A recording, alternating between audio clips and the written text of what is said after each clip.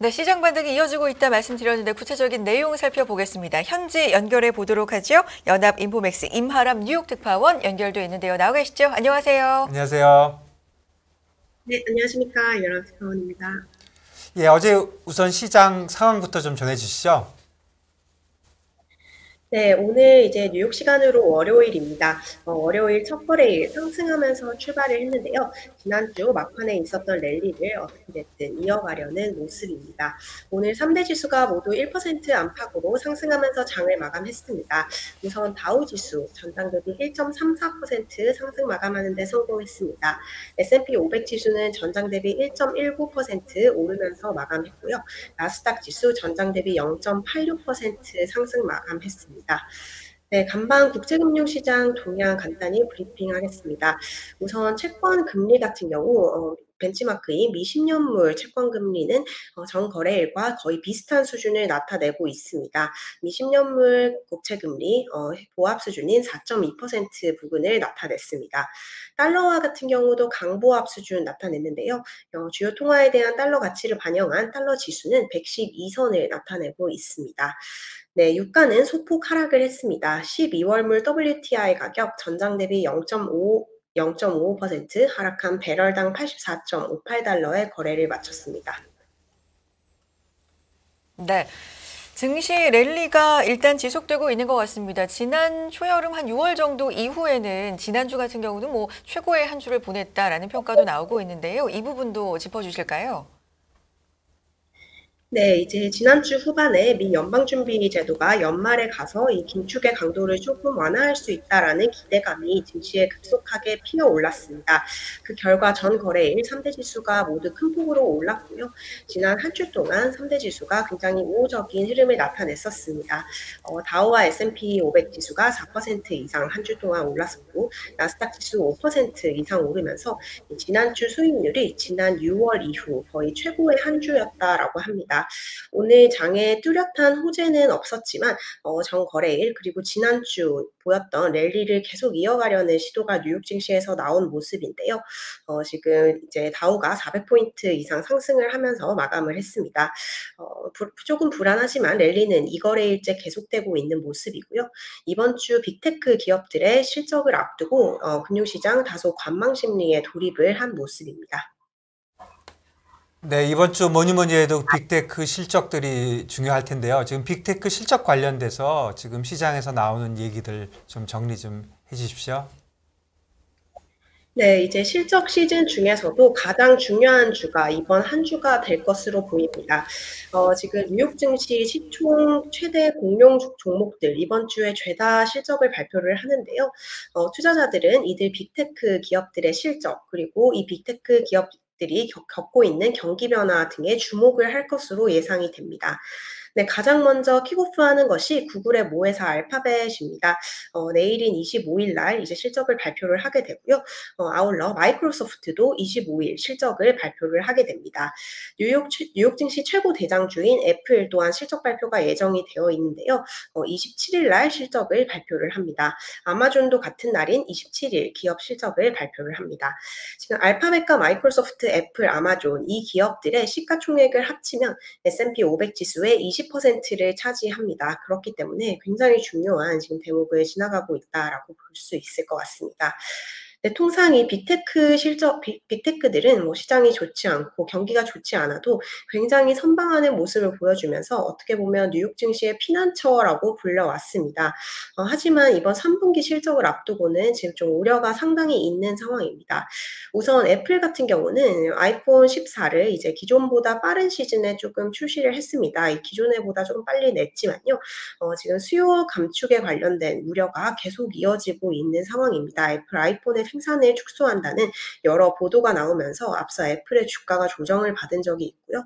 그렇기 때문에 전문가들은 이제 이번 애플의 실적은 아이폰 14의 매출에 관련된 곳에 초집중을 하고 있다라고 전했습니다.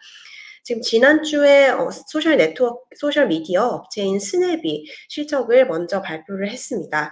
스냅은 상장 이후 최악의 매출 성장률을 보이면서 30% 폭락을 하는데 뉴욕 증시에 큰 충격을 가했는데요.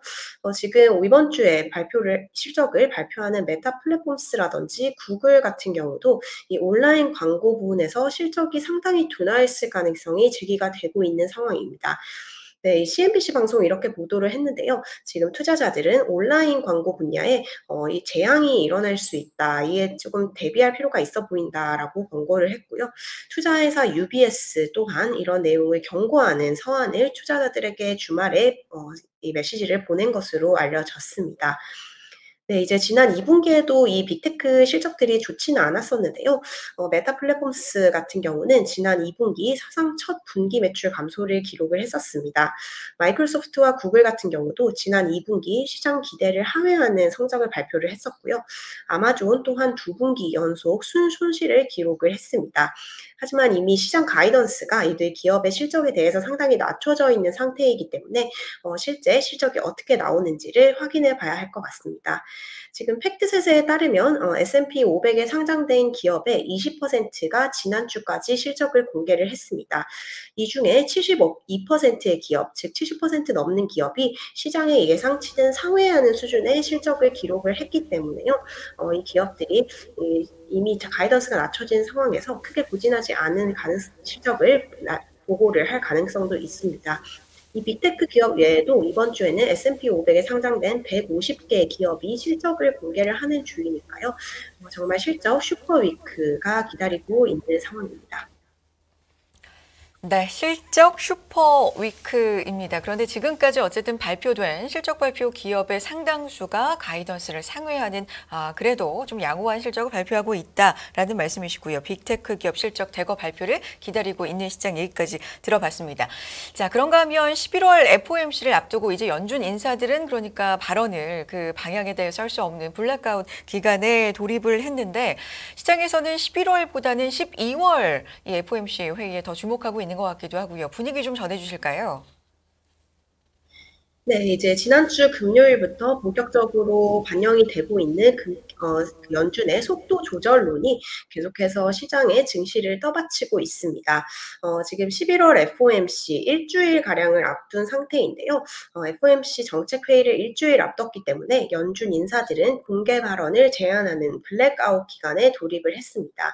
이에 따라서 이번 주에 예정된 연준 인사들의 주요 연설은 없는 상황인데요. 하지만 시장은 이번 11월의 FOMC에서 12월 그리고 그 이후의 긴축에 대한 어떤 메시지가 나올지 상당히 기대를 하고 있는 상황입니다. 지금 지난주 금요일 날 월스트리트 저널이 앞으로 이제 11월 FOMC에서는 75bp 인상이 거의 확실시 되지만 12월부터 FOMC가 75bp가 아닌 50bp 금리 인상을 단행할 수 있다. 이에 대한 가이던스를 줄 수 있다라는 내용을 보도를 했습니다. 샌프란시스코의 메리데일리 연은 총재 역시 이제 속도 조절론을 강조를 하면서 지금 시장의 기대감이 상당히 높아진 상황인데요. CME 페드워치에 따르면 이번 11월 FOMC에서는 75% 금리 인상이 거의 기정사실화된 모습입니다. 95% 넘는 참가자가 75bp 인상을 이제 기대를 하고 있고요. 중요한 것은 12월입니다. 12월에 과연 75bp 인상이 그대로 단행이 될지 혹은 연준이 조금 속도를 완화해서 50bp를 단행을 할지에 대한 갑론을박이 펼쳐지고 있는데요. 현재 기준으로는 절반 정도의 의견이 나눠져 있는 상황입니다. 이 페드가 과연 이 방향을 조금 돌리느냐의 여부에 따라서 이 증시의 장단기 방향이 엇갈리게 될 것 같고요. 네, 이번 주에는 페드뿐만 아니라 이제 다른 중앙은행들의 통화정책회의도 대거 예정이 되어 있습니다. 우선 수요일 날 캐나다 중앙은행이 금리 결정을 발표를 합니다. 여기에 이어서 유럽 중앙은행이 목요일 그리고 일본 중앙은행까지 금리 결정을 금요일 날 발표를 하게 됩니다. 이 유럽 중앙은행이라든지 일본 중앙은행 같은 경우 역대급 이 환율 약세로 통화 약세로 지금 고통을 받고 있는 상황이기 때문에 이 통화 정책 결과 주의 깊게 보셔야 할 것 같습니다. 네, 오늘 영국 쪽에서도 새로운 소식 전해졌는데요. 지금 영국의 총리가 경질된 이후에 새로운 총리가 이제 신임이 됐습니다. 리시 수넥 전 재무장관이 이제 영국의 정치 경제 위기를 해결할 구원투수로 등판을 했는데요. 이 수넥 재무장관의 등판 소식에 오늘 다시 영국 국채 금리인 길트채 수익률이 급락을 하면서 금융시장이 일시적으로 안도를 찾는 모습을 보였습니다. 하지만 장기적으로 이제 새로운 총리가 등판을 했다고 해서 시장의 불안이 진정될지 여부는 미지수인데요. 어떤 일이 일어나고 어떤 사람이 총리 자리에 와 있던 지금 현재 영국이 맞이하고 있는 높은 인플레이션과 금리 그리고 긴축적인 재정 정책에서 오는 역풍은 경제에 상당히 위험한 조합이 될 것이라는 것이 전문가들의 의견입니다. 예, 영국에서 좋은 뉴스가 있었는데 어제 10년짜리 길트가 30bp가 빠졌어요. 그래서 뭐 좋은 뉴스긴 하지만 와, 시장이 진짜 엄청 얇다. 그리고 굉장히 불안하다. 그런 생각이 거꾸로 드는 것 같습니다. 그리고 연준 인사들의 속도 조절론. 이건 진짜 시장이 오랫동안 기다려온 소식인데 조금씩 있는 거는 같고요. 어제 그 CNBC 뉴스에 골드만삭스가 경착륙에 대해서 또 좋은 얘기를 좀 한 것 같은데 그 얘기 좀 전해 주시죠. 네, 월가에서도 조금 희망 회로를 돌리고 있는 모습입니다. 간밤 긍정적인 소식이 조금 전해졌는데요. 우선 월가의 최대 투자은행 골드만삭스가 미국의 경제가 연착륙할 가능성이 아직 가능하다라고 주장을 했습니다. 미국 경제가 침체를 피할 가능성이 65%다라고 전망을 했는데요. 이 골드만삭스의 이코노미스트들은 투자자들에게 보낸 서한에서 지금 현재 교란이 발생해서 미국의 경제를 크게 위협을 했었던 노동시장의 수급이 균형으로 돌아가고 있다라고 얘기를 했습니다. 또 임금의 급속한 상승세도 완화가 되고 있다라고 얘기를 했는데요. 이에 따라서 미국 경제가 연착륙할 가능성이 있다라고 주장을 했습니다. 골드만삭스는 올해 GDP 성장률을 0.3%로 전망을 했고요. 내년에 GDP 성장률은 1.1%로 전망을 했습니다. 네, 연말 주가 전망치에 대해서도 긍정적인 투자 의견이 나왔습니다. 미국 투자은행 스티펠이 오늘 관련된 콜을 냈는데요. 향후 6개월 안에 벤치마크 지수인 S&P 500 지수가 15% 오를 수 있다라는 주장을 했습니다. 스테펠이 이제 내년 4월까지 S&P 목표 주가를 4,300으로 제시를 했는데요.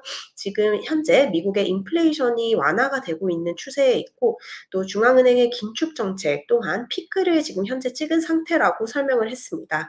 그렇기 때문에 향후 인플레이션, 물가 상승률이 조금 더 진정이 되고 중앙은행의 긴축적인 스탠스도 조금 개선이 되면 결국 주가는 랠리를 할 것이다라고 주장을 했는데요. 지금 현재 수준보다 주가가 15% 오르면서 4,300 수준으로 오를 것이다라고 전망을 했습니다. 지금 월가에서는 다양한 연말 전망치에 대한 분석이 나오고 있는데요. 최근 이제 BMO 캐피털 마켓츠가 연말 S&P 500 전망치를 4,300 수준으로 제시를 했었습니다. 기존의 전망치였던 4,800보다는 이제 크게 낮아진 수준이지만 그럼에도 불구하고 현재 수준에서 주가가 4분기에 17%가량 랠리를 나타낼 수 있다라고 본 셈입니다. 네, 시장 분위기가 조금씩은 좀 비둘기적인 면모로 또 부드럽게 바뀌고 있지 않나, 그게 또 시장이 반영하고 있지 않나라는 생각도 드는데, 이걸 이 지표로 확인할 수 있는 경제 지표들은 어떤 신호를 보내고 있습니까? 이 부분도 짚어볼까요? 네, 오늘 미국 전역의 활동 지수를 나타내는 지수와 제조업, 서비스업 관련 지수 여러 가지가 발표가 됐습니다. 경제 지표는 엇갈리는 흐름을 나타내고 있는데요. 우선 시카고 연방준비은행이 발표한 미국의 전역의 활동 지수를 의미하는 미국의 전미 활동 지수는 이제 전달과 비슷한 수준을 유지를 하는 모습을 보였습니다. 이 수치가 0.1을 기록을 했는데요. 플러스를 기록을 했기 때문에 미국 경제가 장기 평균 이상의 성장세를 보이고 있다라는 점을 시사를 했습니다. 하지만 제조업과 서비스업 업황 관련해서는 조금 부정적인 소식이 전해졌습니다. 오늘 S&P 글로벌이 이제 10월 제조업 구매 관리자 지수 그리고 서비스업 구매 관리자 지수를 발표를 했는데요. 제조업황과 서비스 업황이 모두 위축 국면에 접어들면서 상당히 부진한 흐름을 나타냈습니다. 우선 서비스업 10월 PMI 지표가 46.6으로 기록이 되었는데요. 이거는 이제 50을 하회를 했기 때문에 이제 위축 국면에 있었을 뿐만 아니라 지난달 수치라든지 예상치보다도 훨씬 부진한 수준을 나타냈습니다. 10월 제조업 PMI 같은 경우도 49.9를 기록을 했습니다. 50 아래로 떨어지면서 업황 위축을 시사를 했고요. 28개월, 즉 이제 2년 4개월 정도 만에 가장 낮은 수준으로 추락하는 흐름을 나타냈습니다. 예, 경기가 이제 좀 위축된다 그런 뉴스도 좀 나오네요. 지금 아직도 나쁜 뉴스가 좋은 뉴스가 되는 그런 상황이니까 이게 증시에는 호재로 작용할 수도 있다 이렇게 봐야 될 것 같습니다. 종목과 섹터 더 정리해 주십시오. 네, 오늘 3대 지수 모두 상승을 했기 때문에 대부분 섹터가 상승하는 흐름을 나타냈습니다. S&P 500 구성하고 있는 섹터 중에서는 부동산과 자재를 제외한 전 섹터가 상승하는 추이를 나타냈습니다. 이번 주 슈퍼위크를 앞두고 빅테크도 일제히 상승을 하는 모습을 보였습니다. 대부분 빅테크의 상승 마감하는 흐름을 나타냈고요. 이제 페이스북이라든지 테슬라를 제외하고는 대부분 상승하는 흐름을 나타냈습니다. 네, 오늘 테슬라 주가가 1% 이상 하락을 했습니다. 1.47% 하락을 했고요. 장중에는 $200 아래로도 이제 주가가 추락을 하는 모습을 보였습니다. 전 거래일 대비 7% 가까이 하락을 한 건데요. 지금 테슬라 같은 경우는 중국에서 가격을 인하한다라는 소식이 전해졌습니다. 테슬라의 그 모델 3 그리고 모델 Y의 가장 낮은 사양의 가격을 이제 인하를 했다라고 알려졌는데요. 테슬라는 그간 이제 원자재 가격 상승 등을 이유로 미국과 중국 등지에서 가격을 계속해서 연이어서 상승을 해왔습니다. 그럼에도 불구하고 갑자기 이제 가격을 하락을 하는 모습을 보이면서 최근 계속 관측이 되고 있었던 테슬라의 수요 둔화 이슈가 다시 좀 불거지는 거 아니냐라는 이런 우려감을 투자자들에게 전했습니다. 네, 오늘 이제 메타 같은 경우도 보합 수준을 나타냈는데요. 이 메타는 이번 주에 실적을 발표를 하는데 앞서 보고 드렸듯이 이제 온라인 광고 매출에 큰 타격을 받을 것으로 좀 예상이 되고 있습니다. 이에 따라서 월가에서 메타에 대한 투자 의견을 강등하는 사례가 나왔는데요. 뱅크 오브 아메리카가 메타 플랫폼스에 대한 투자 의견을 한 단계 떨어뜨렸습니다. 목표 주가도 $150로 제시를 했는데요. 기존의 목표 주가가 $196였는데 굉장히 큰 폭으로 하향 조정을 했습니다.